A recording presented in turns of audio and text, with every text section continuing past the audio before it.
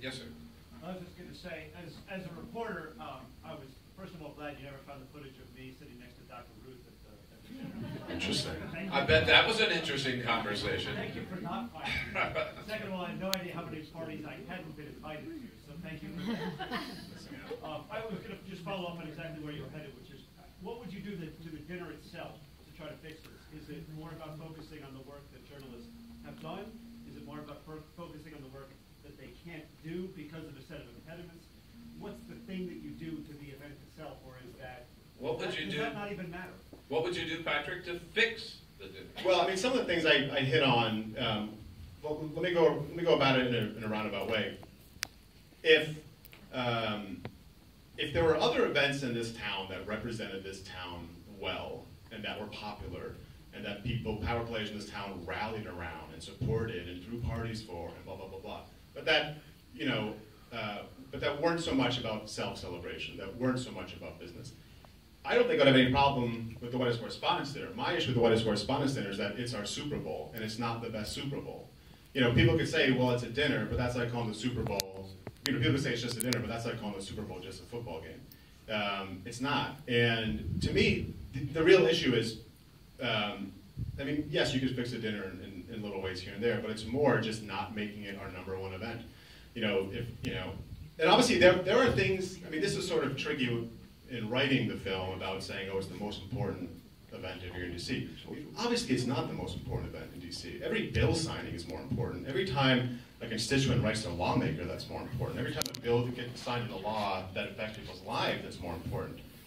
But you wouldn't know it, and there is the pomp and circumstance around it, and there aren't people celebrating and throwing lavish parties. And so to me, it's just more like where it falls in the pecking order. If it were number 5, I'd be like, all right, it's not the best thing in the world, but man, these first 4 events are really like civic pride inspiring and really, fuel my democracy or whatever. So to me, it's more just the pecking order. If we could knock it down a few levels so that it exists, but that is not the highlight of the year, I think I would have less of an issue with it. And don't forget to tell your friends about nerdprom.com, right? Yes, so everything's on nerdpromthemovie.com. The guy at nerdprom.com would not sell it to us. He's been holding out. So Nerdprom the movie. The last question would hear from a person who's working this event. Andrew Seabrook. Hi. I am recovering as a I'm interested in this moment that you took the right or left turn, as you said, from the pastiche of the dinner to something a little bit more critical. And I wonder if you found yourself walking a line between insider and outsider, and if that's what you kind of had to choose which side to be on, or what was it that made you turn the corner? Could you hear the question in the back? No. Oh, with your mic, I thought maybe. So the question is about this insider outsider, when he crossed the line and what made him cross the line in deciding how to approach the dinner. Right. I mean, I think that when I sort of made that turn, I mean, the only sort of ethical issue I wrestled with was, did people come into the interview thinking I was doing a different movie? They might have. I mean, I hope that. I mean, to a certain extent, that's you're allowed as a reporter or a filmmaker to let your reporting take you wherever. If you start on a story on President Obama playing basketball, but it turns into how he deflated all the balls or whatever. You're allowed to do that.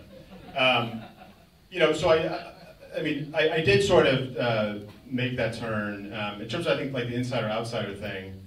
I mean, it just became really clear the second I left Politico, regardless of this.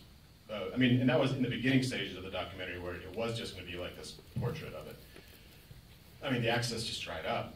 And people know. I mean, people know once you leave reporting, you stop getting invited to stuff. I don't blame people for that. But I didn't totally leave it. I left my job, but I still was covering it. Just, I think the word documentary implies it's going to be slightly more critical, and I think there's sort of a fear that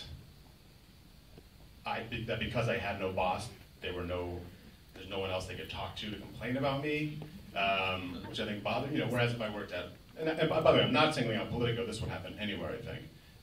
Whereas, you know, and this happened there and happened elsewhere, that I wrote something and, you know, somebody complained about it and then the item got squashed.